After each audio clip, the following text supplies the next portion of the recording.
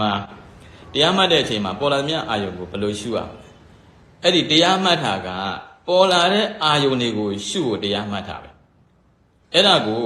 ပေါ်လာတဲ့အာယုံသည်အရှုခံနောက်ကနေသိနေတာသည်အရှုဉဏ်ဒါကအရှုခံနဲ့အရှုဉဏ်ကိုမေးတာပဲ။အဲ့တော့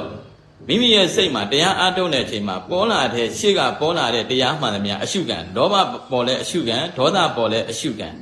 မောဟပေါ်လဲအရှုခံအိတ်ချင်တဲ့စိတ်ပေါ်လဲအရှုခံဒါကစိတ်ဘက်ကပြောတာရုပ်ဘက်ကပြောရင်ဖောက်ပြန်မှုနာမှုကျင်မှုထုံမှုကိုက်မှုခဲမှုပေါ်လာလဲအရှုခံအဲ့ဒီအရှုခံကိုဘာနဲ့လိုက်မလဲလို့မေးရင်အရှုဉဏ်နဲ့လိုက်ရ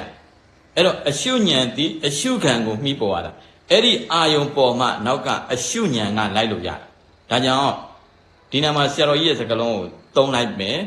လောဘပေါ်မှမကြောက်နဲ့မတိလိုက်မှကြောက်ဒေါသပေါ်မှမကြောက်နဲ့မတိလိုက်မှကြောက်စိတ်ပြန့်လွင့်မှမကြောက်နဲ့မတိလိုက်မှကြောက်မသိရင်သမုဒယသစ္စာဒုက္ခပေးတော့မယ်သိရင်မဂ္ဂသစ္စာဒုက္ခပေးတော့မယ်နည်းနည်းလေးပဲ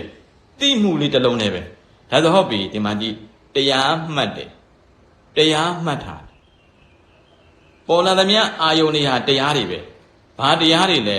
ဒုက္ခတရားတွေဘာဖြစ်လို့ဒုက္ခလဲလို့မေးရင်ဖြစ်ပြီးပြတ်မှမလို့ဒုက္ခတရားအဲ့ဒါကိုနောက်ကနေဒါဒုက္ခသစ္စာပေါ်လာတာပဲဒီစိတ်ဟာပြတ်မှာပဲလို့ဆုံးဖြတ်ချက်ချလိုက်တာတပြိုင်တည်းဟဲ့ဒီဟရိယဝတ္ထုမှာဧကံစိတ်တံတမာယုတံ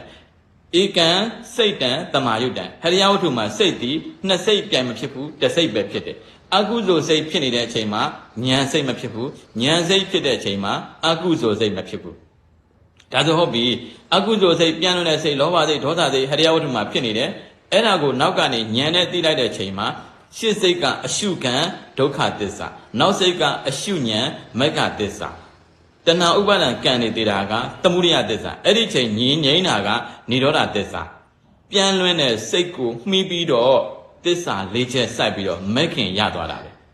အဲ့ဒီပြန်လွင်တဲ့စိတ်ကိုကျေးဇူးတင်ရမှာဘာလို့လဲအဲ့ဒါအရှုခံဘလို့အဲ့ဒီအရှုခံပြန်လွင်တဲ့စိတ်မပေါ်ဘဲနဲ့နောက်ကအရှုဉဏ်မပေါ်ဒါဆိုဟုတ်ပြီတရားမှတ်တာမတရားမှတ်တာနဲ့တရားမှတ်တာပြန်လွင်တဲ့စိတ်ကြီးပေါ်နေတယ်ဘယ်လိုလုပ်မလဲဆိုရင်တရားမှတ်ခြင်းကနေမတရားမှတ်တာဖြစ်သွားဒါဆိုတရားမှတ်တာဆိုရင်ပြန်လွင်တာစိတ်